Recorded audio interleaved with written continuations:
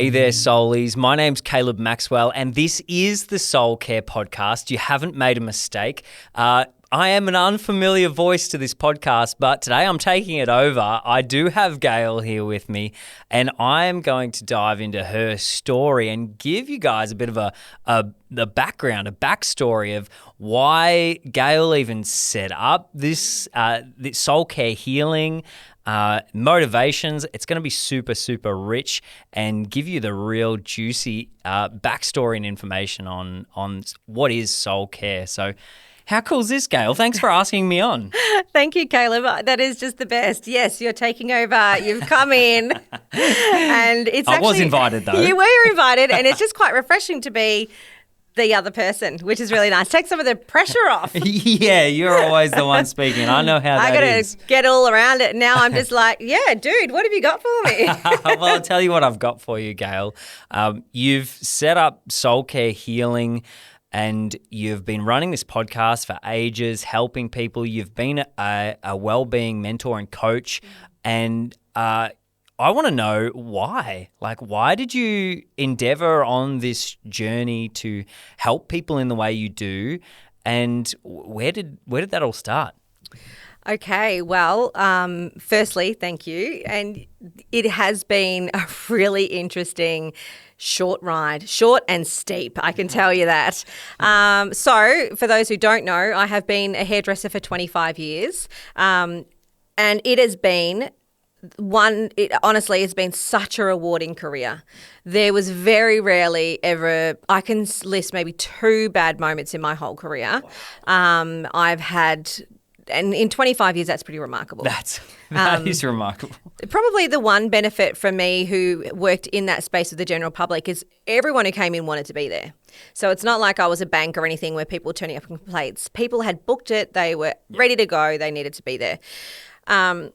And I had 25 years of listening, story sharing. I saw tragedy, I saw triumph, but I kept hearing a similar kind of theme running through for all of these individuals. And sometimes it was, it's people who were overwhelmed, or they were stressed, or they didn't know which way was up, and they felt like they were drowning in life, and people were annoying them and they felt obligated to them. There was all these kinds of mess, real mess. And initially I was working in my salon, and one day I just had this message come through that was so strong. And in my own life, I've faced some really difficult challenges, and I think the message was kind of telling me, I didn't put you through all of that to stay in this little room in my home, in these four walls, doing the same thing all the time. There is reward for what you went through, and there is a skill that is learnt by 25 years of listening, plus the tragedies and the work that I did to come back from those tragedies. And I just thought, gosh, I've learnt so much, and I was forced to do it. You know, when life just absolutely pulls the rug out from underneath you and you don't have a chance, you don't have a choice. And sometimes in our grief or in our sorrow is where we find the space to heal or confront or reflect or any of those sorts of things. But I thought, what if, okay, and I'm listening, and I can only describe that it was quite faithful. It was really a beautiful connection that I'd been building with a faith and with God, and he just sort of said, I didn't put you through all that to just stay in this room. And so then I started sort of thinking, well, what else could I do? And I spoke to my husband. I said, I don't think I'm meant for that wall confiding space. I still loved doing hair, but even my body was starting to not like it anymore. And I just said to him, I think I'm meant to do something else with society. I really feel like there's another way I can be of service. And slowly, as he warmed up to that idea, because it made no sense. My business was thriving. It was booked out ages in advance. It was flexible. It suited our family. All of those things, it was a big cash injection for our home. But it wasn't quite where I really felt I really needed to be and how I could really help others. So I then went on to do some study, and the first study that I did was become a death doula. So I'd already nursed a couple of people, family members at the end of their life, and been a part of that virtual process. And what happened is I knew these people really well. Like, these are my grandparents and so forth, and got to the end of their life and they just started sharing, which is often the case. They started just offloading from micro secrets to big bloody secrets. But it's almost in this delirious stage that they do that they actually, in my opinion, felt safe, that they had nothing left to lose. So they were okay. Wow. And as they were sharing these things with me, a lot of it was regret. And I was thinking, oh my goodness, this has been haunting you for all these years, and you could have got help, or you could have cleared this, or you could have forgiven if that's what it was, or you could have learnt self-love and not, put yourself through the ringer mentally and physically, running from something that you clearly were really uncomfortable with. And I just thought, oh my goodness, like, this is a space. Like, I need to create a space that's really relatable, super down to earth. Occasionally there's a swear word every now and again, that people can come to get all of this off their bodies, out of their souls, so that when they leave this life, they are more likely just to submit and peacefully go, not fight, not think. Like, who wants to be overthinking even in death? I don't. I don't want to be doing that. I just want to be listening to, hopefully, the love that's kind of pouring in on me, or the stories that I can kind of come in and out of a stupor and hear people tell about me. I don't want to be double guessing and doubting myself or hating myself even. So then I started doing training and counselling, and I did learn very quickly, yes, there is a lot of counselling to what I do, and I'm glad that I have that certification. However, I'm not a very good counsellor. Why is that?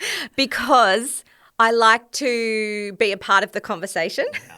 And I also like to help people see the silver linings and the gold nuggets to everything that happens to them. But as a counsellor, it's meant to be a very passive role. So you're pretty much just sitting and nodding. And there was times... no, I don't think you could do that very comfortably, right? Oh, I'd just be like clawing at the... I've got something to say. But I think for me, I can even say that when I went to get help, my backstory is I grew up in a family that was really, really healthy and happy. And then unfortunately at about 15, my dad just started to shift and change.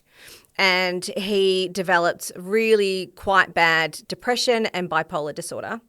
And when he got medicated, we thought, that's it. We've got him back. He's ours. And we went through a decade of really bad, ugly stuff. And a lot of the bad stuff came because he sometimes did medical refusal. So he would take himself off his medication and we wouldn't know, but slowly these things that still were within his psyche presented themselves, and we copped a lot of really abusive, horrible behaviour. And then at the same time, my sister unfortunately had some stuff going on for her that she ended up choosing her own kind of medicine, which came in the form of recreational drugs and then eventually to crystal meth. And so you had these two people who were, not quite 50% of your family ally, but they're incredibly unstable, incredibly volatile. And so eventually I ended up getting some help for that. And it was about, 15 years later. And the psychologist at the time said to me, I rattled off everything that had happened, and they went, and this is the first time you've ever got any help for any of it. And I just sort of said, I just thought we could fix him. Like, I thought my love for him would be enough. And then as I went to counsellors or other people who were very passive in their approach, I was like, I'm so damn sick of myself. Just give me a path, give me a direction. I just want to get going. I'm so over this. And as a counsellor, you're not actually supposed to do that. But as a life coach... or as a guidance coach, you have the ability to help people find their path. I still have to go back in the past. I still have to counsel. And even when I speak to people who are really resistant to counselling, I'm like, well, if we go back in the olden days and we think about the kings and queens sitting around with their counsel, which is, it is not normal for one person to think they have the answers for everything or to put themselves under the pressure that they're supposed to. So we seek counsel. then it was around the table and you had, 7 or 8 different advisories, which now if we looked at modern relationships, that could be our best friends. But the tricky part in that is, and this is something I talk about a lot, is that when we go to people who aren't trained in this particular field, we often get prejudiced advice or outcomes based on their pain or their suffering or their experiences. Yeah. And one example I can give for that is when I expressed that I really wanted to start my own business and I really wanted to become a wellbeing mentor, I got 50% of the people who had really bad business experience going, don't run your own business. It's terrible. You're always chasing your tail. You're always looking for that next job. But then I had other people who were like, go for it. It's the best flexibility. You can take holidays when you want. You can be your own leader. You can design it the way you want it to go. So depending on my psyche, I could have easily listened to that voice or that voice, but instead I listened to the voice that came down from above that said, this is all for something. Everything you've gone through, all the growth you've done, it's for something, and it's to help others. Wow. Your healing isn't just yours to hold, it's yours to share. And so that's when I went and changed direction away from counselling, and this is where I am now. Wow.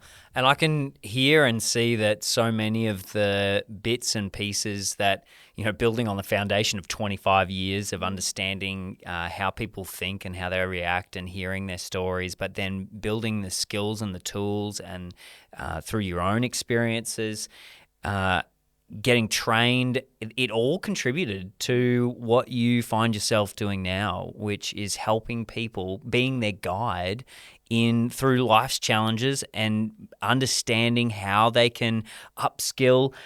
Tell me, what does soul care healing do? We've heard the backstory, and many people may have just been binging your podcast and absolutely loving what you put out, but may not be fully aware of the offerings and the way you help people. What do you do with people through soul care healing?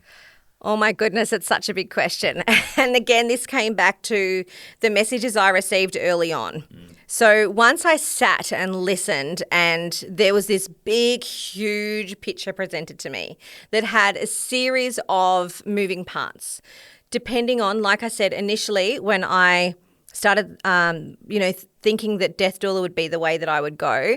And I was like, no, I could have helped you 20 years ago. So then I've been doing in-person events. So that's mini retreats. So that's corporate events for carers associations. And what my goal is to help bring people back to peace and grace, because I believe that's where the magic is that creates the stamina and the humor and all the foundations of anything and everything that you do when you want to do it well. Yeah. And what I mean by that is not being too so emotionally connected to every outcome. So then, I had people coming in who were sitting with me in their 40s, 50s and 60s, and they were telling me all this stuff about their foundation years. And I was like, wow, maybe we need to start earlier. And then again, a message come down and said, you have the capacity and the tenacity to help everyone. Wow. So it's unorthodox, because in business you're meant to focus on one niche and then you sell that over and over and over again. But my thing is, what if I offer lots of things and I serve over and over and over again?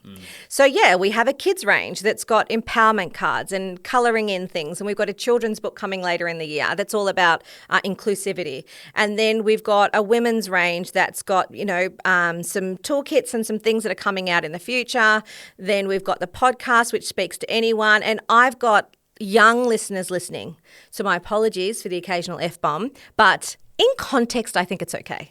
And then my thing, there's teen cards and there's all sorts of resources, because I just wanted to spend the last 2 years pumping out everything that came through. And again, when we talk about how things align, so my husband and I had a first business that was incredibly successful. And then that partnership finished, and then we went out on our own.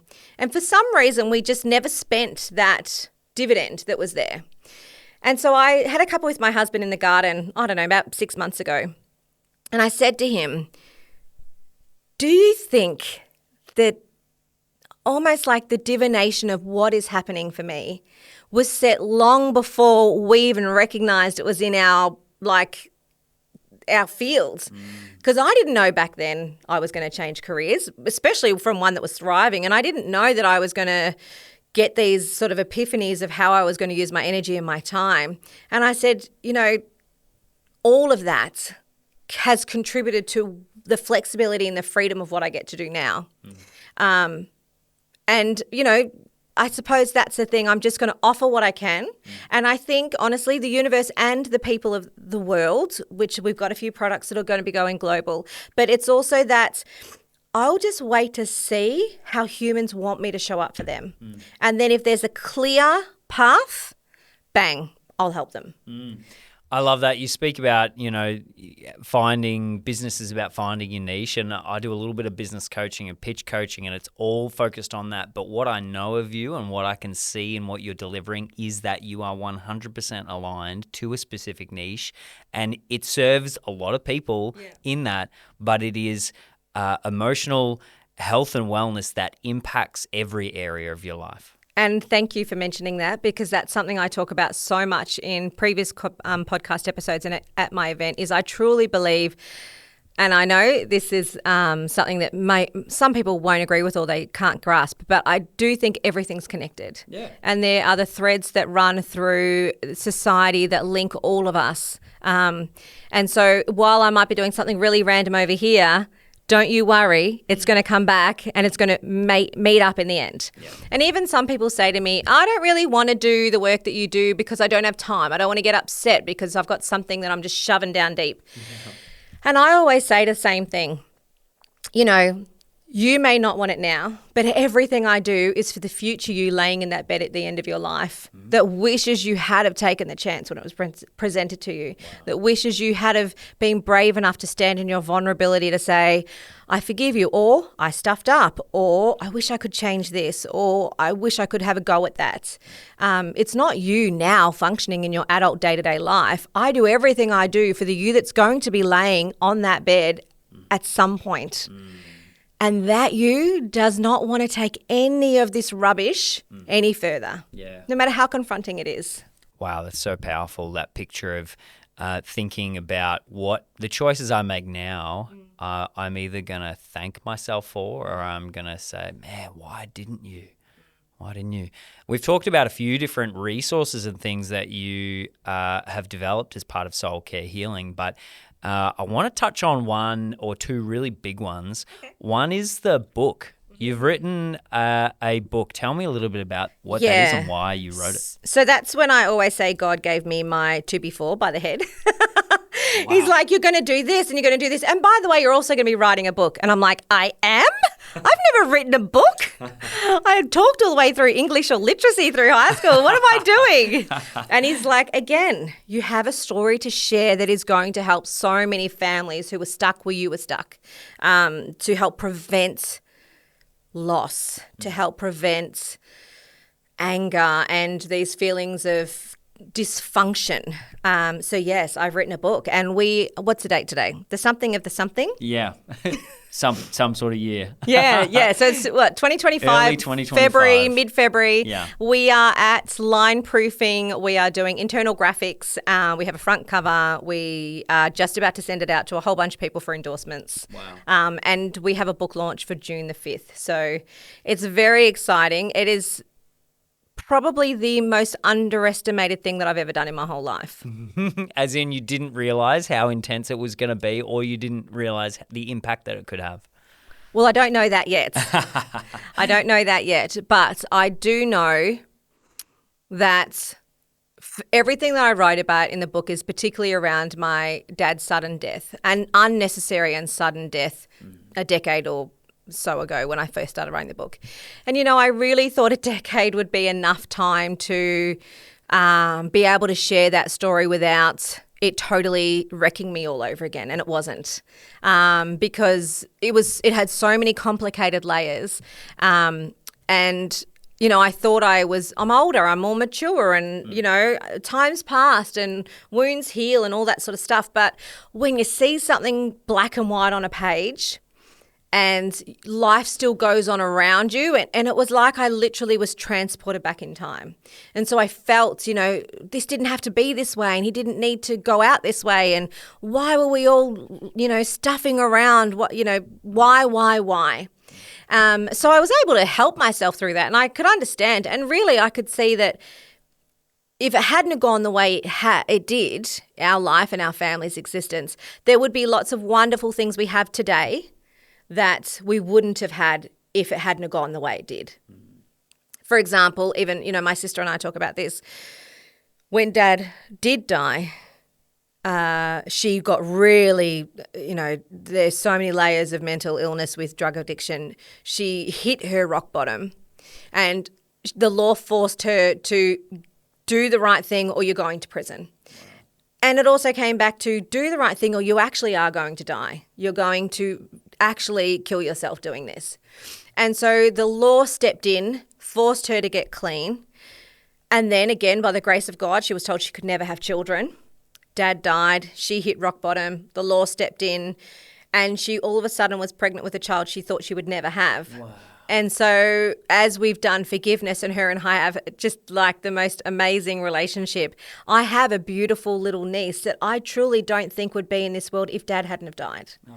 So it's that, it's sometimes I question, and that's what the book got me question again. Dad almost was a sacrificial lamb, even though I don't think faith works the way like that. There was something about he tipped the access. And when that access got changed, it kind of created a gate for so many other things to unfold. And because of his illness, I used to romanticize about what life would be like if he was still here, but it would have been the same old shit. He would have been on medication. He would have taken himself off. We would have lived through hell. Then we would have had to call the CAT team or the psych ward, have him assessed there, and then he'd be back on it. It just would have been the same cycle because his brain didn't have any other way it could work. And even when I think of everything I do with soul care now, and I work with some people who are, quite medicated and they have really great mental health plans and lots of support systems in that clinical phase. But they sort of say when they come to soul care and they get care from me, it's like a missing piece of the puzzle because I see them beyond their illness and I see the soul or the human inside of there that has this looming thing always on their back. And so I think the thing with the book is it kind of made me really angry again. And I cried so much when I wrote that book and it was just such a waste of a life. But then it kind of wasn't either. So I think that was what I mean when I say I totally underestimated the book. I thought a decade was enough. It wasn't. I totally got kicked in the teeth writing this book emotionally, and my family have been incredibly patient for this last year while I've got it all pen to paper.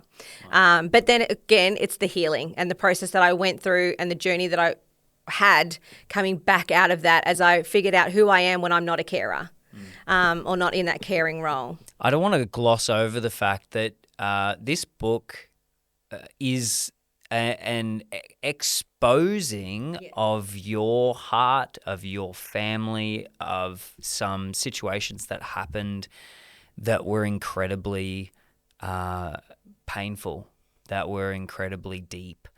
How does it feel, and how do you think others might experience that exposing of that, what in our Western society is classically held incredibly close and private? And do you know what? I think that's what made our family suffer for so much longer than they had to be totally honest. And even my sister's illness, when I think about it and when I talk to my mum about it, hope. She held out hope, but hope was such a waste of a feeling, not when you get up against a beast like that. So I'm mindful of that. And so when I wrote the story, it's also not my story. It's my mum's story. It's my sister's story. It's my brother's story who lives on the other side of the world.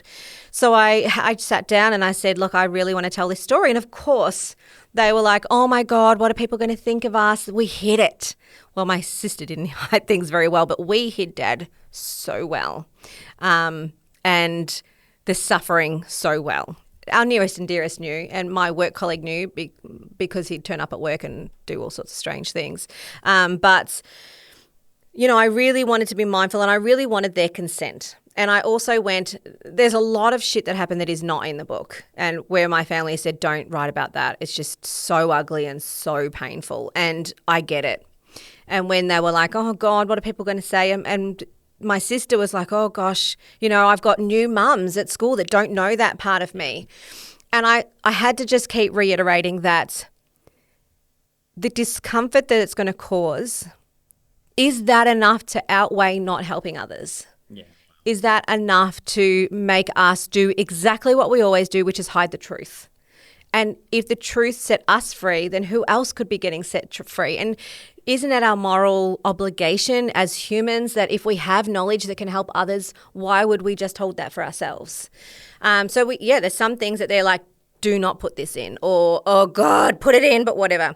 To help my sister into this process, she was in season 1 of the podcast, which is 3 amazing episodes. We do the first episode, which is a photo of her when she was, really in a wild stage, and it's battling the demons, and it's her sharing her story. Now, what I love about that is she actually expressed to me after we finished recording that was the first time anyone's actually asked her side of the story, of that story, and gave her a chance to kind of vilify all of the really shit things she did through that time. And then the second story was about her healing. So what happened? When the police stepped in, what then happened? What processes were put in place? How did you find healing? Just so other people can know around the world the process that she took to kick a drug that is one of the most addictive things from history. And then the third episode is about forgiveness. Like, again, how I landed through with messages to say certain things that got me over the line to reach back out and say, I think I could have a cup of tea with you. And the relief from her when she was like, oh my God, I recognized that while I was angry at her, she owned a part of me. And it wasn't even her, it was the disease. And I knew she was in there the whole time. So when I was writing this story, I said, well, if you do the podcast first, it's kind of already out there in the world. And you know what? If anyone else judges you, then they're just not your people. Because we know our truth. We know what the hell we went through for that decade. We also know what's come out the other end, which means we know what's possible for other families. And that is just so exciting. Yeah. It's not when you're in it, and trust me, I've said this to her, I really hated her guts for a very long time. But there was a shift within me that kind of, especially when we were pregnant at the same time, it was just like, okay, there's so many things aligning here between us. I think it's time to just sit down and let her speak. Just let her speak. So I have been mindful of that with the book. I have made sure that I recognise that I'm telling not just my story, and when I've said, hey, Mum, can I put this bit in? And she's gone, oh, I'm like, trust me, it's going to help someone. Yeah. And it just is a part of our journey. We didn't sign up for it. We never, when her and I, we just, and even Dad didn't sign up for what he went through. And someone asked me something the other day that really got me thinking, and they've read the book and they were like, wow, I don't know if you could have written this book if your dad was still alive. And I was like, why? And they're like, I wouldn't want someone to write a book about me like this.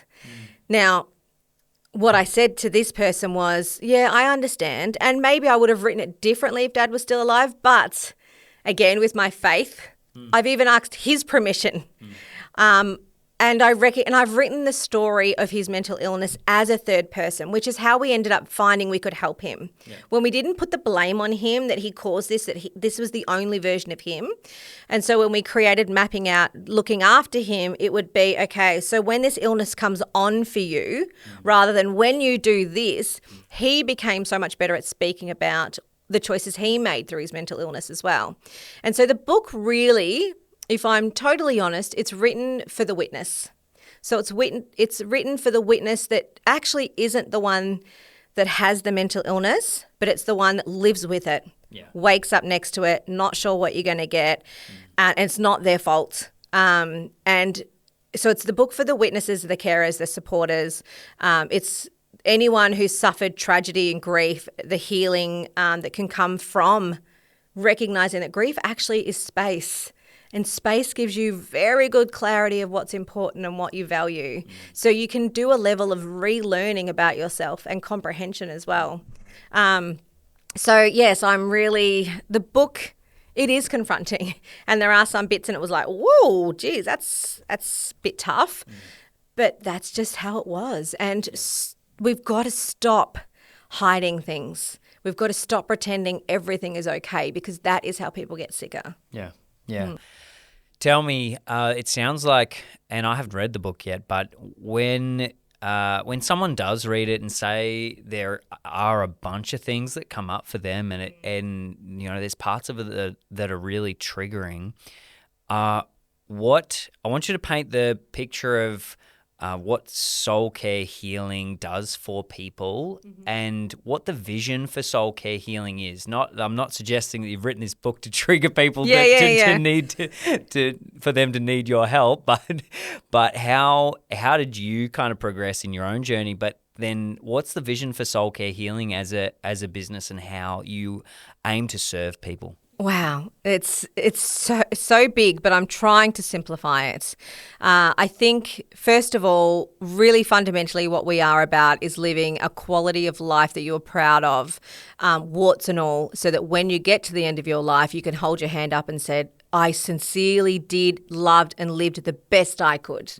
So fundamentally, that's what we want to do. Yeah. But it takes, because we're humans and we're complicated, it takes unpacking a few layers of each and everything. And the thing is, none of us ever are fully healed because we're not dead yet. Yeah. So something else is going to happen. So it's, how do I instill the skills in people that when things happen, they have a level of resilience to kind of flow through it, rather than back and, bash and biff and go against it the whole time and resist and then suffer, or create more suffering because of that. Yeah. So I envision speaking to a lot of people who want to hear that there is a chance for change. I want to speak to the generation coming up to say, there is going to be hard times, but you can learn skills so that you don't become cold or resentful or angry, so that when it's your turn to be someone else's leader, you can authentically turn up and do that without all the layers of mud that happens in life. So yes, I see myself speaking to big groups. I see myself holding even big events or big functions that help either, one, help people with their mindset, their shift in perception, how they can do life a little bit easier. But equally, I do love the woo-woo side, where it's the sound healing and it's the meditation, it's the visualization and the affirmations and journaling. So I am quite diverse in that regard, and I can show up in both ways and speak very, very accurately to that room, which is just something I can do. I can read the room, I can feel, and it's almost like I can close my eyes and someone's essence will just go bing, and I'll know exactly what to say to help them or give them a push or whatever it is. And sure enough, not that I can necessarily recognize them as that, but then at the end, the people come up. Yeah. And they're like, oh my God, it was like you were seeing through my soul. Yeah. and feedback would just be the coolest thing after one of those events. But like you said, it's sometimes triggering. Yeah. So what I often say to people is, soul care is, well, it's for everyone, but it's more in that space where life's okay, but you're just recognizing you're a bit disconnected from yourself. So obviously, we're not psychologists. I don't prescribe anything in that space, but I fill the gap of society who are just stuck on a hamster wheel. They're constantly stressed. They're constantly overwhelmed. They've got some stuff they need to heal or move on or work through, but they don't really need a psychologist in their opinion. Yeah. And they want a safe space to come where they can be seen, heard and actioned. Yeah. But it's not such a high level intellect. It's that softer version. Yeah. But I can still whip them into line and be like, well, what are you doing? And it's what I hear is that it's you are the guide for people who are looking for a guide. They just want a bit of direction. They want some additional tools in their belt. They want some skills. They want to be more resilient. They're not, they may not be in this intense mental health crisis that has imminent danger on it, but they just want to do life a bit different. Yeah. And so, well, as we round this episode out, I want to ask you, how can people connect with you, and what do you have for them to access, and what will you have for them to access to help them on that journey? Oh my gosh, we have so much coming. I don't do anything by halves, and my brain is constantly whirling in ways that I can help people. So obviously the podcast is a really easy way to kind of get to know me and hear my way of speaking and my dialogue and the relatability and all those sorts of things. On our website, we also have, so it's soulcarehealing.com.au. We also have blogs that, again, I'm meeting you where you're at. That's our big philosophy. Any employee that comes into Soul Care, I always say the same thing. We are here to meet people where they're at and what they need at the time, and then we take them on the journey. Yeah. So with that in mind, we're in production at the moment. We've created a toolkit, which is going to be a free wellbeing toolkit that's pre-recorded videos where I'm in your inbox and I'm giving you some tools right now to help you feel better. I think that's going to be so helpful for so many people. Yeah, it is technically called the Mindful Women's Toolkit, but I know I do have a few of the dads from schools and a few people listening. So the women's is just, I don't know how that came out to be, but it is for every human. Yeah. And it really can be like as early as 15, 14, like the stuff I teach in there, my kids are doing on the regular. So it is technically designed to help women reconnect because that is a massive need in society. But I don't want to exclude the fellas. And I see you fellas. I ran a men's only hairdressing salon. I heard your stories day in and day out. I heard the pressure that you live under. I heard that, sometimes you don't even feel like you're enough or you're unappreciated. And I also hear that you can get really cranky really quickly and you wish you could control that. So that Mindful Women's Toolkit, which is going to be up on our website very, very soon, is going to be a fantastic tool for anyone, and it's totally free. You can jump in there and just get that. That's just my gift to the universe, really. And then from there, we've got a bigger product. So it's a 5-module program. The language of it is behind females, but again, if you feel like you want to go on that journey of understanding who you are, what you do, why you do it, how you can make changes, what you need to implement, how your brain works and why it does what it does, as in reaction, control, all those sorts of things. If you're happy to just switch the word out for, lady to man or whatever, but the Soul Care Healing Method. So that is our big, huge hero product that's coming out later in the year. It's going to have some group sessions in that. It's going to have a Facebook community group. There's so many freebies when you sign up. And then next year, we plan to take that program and expand it more for the entrepreneurial woman in business, where we'll actually do group coaching. So it'll be no more than 10 women in a group. We'll meet up regularly through the month. We'll unpack each module because I recognize that when, like I have been, when you're running your own business and it splits you. Because you can't be across everything. No human can. And so we might be really great in our businesses, but then we can be dropping the basket in here or in our homes. So the Soul Care Healing Method will have a more advanced program where you'll get more access to me for coaching, which is going to be really incredible. We've got more empowerment cards coming out. So we're going to have one that's a women's permission and empowerment set. I'm creating a men's line next year of cards. Now, these cards are a little bit different. So when I talk to men, and I have men come into Soul Care, it's not women only. Men come to some of the events, they come to our wellbeing walks, and they come in for coaching. One thing I do hear a lot from the fellas is that they have so much to say, but they never grew up in a household where language was really common for men to express. Yeah.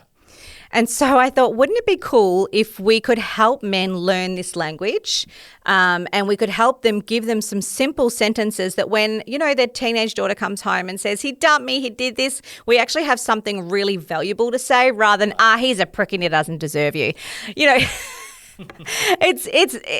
It's fine, but it's not particularly helpful because I know what the young ladies and the young guys want to hear. Yeah. So I wanted to create a deck of cards. It's just like a conversational booster, or it can be, I know you struggle to say what you want to say and how to put the words in the right combination, because a lot of the fellas will say to me, someone's standing in front of me and they're saying something and I'm feeling for them, but yeah.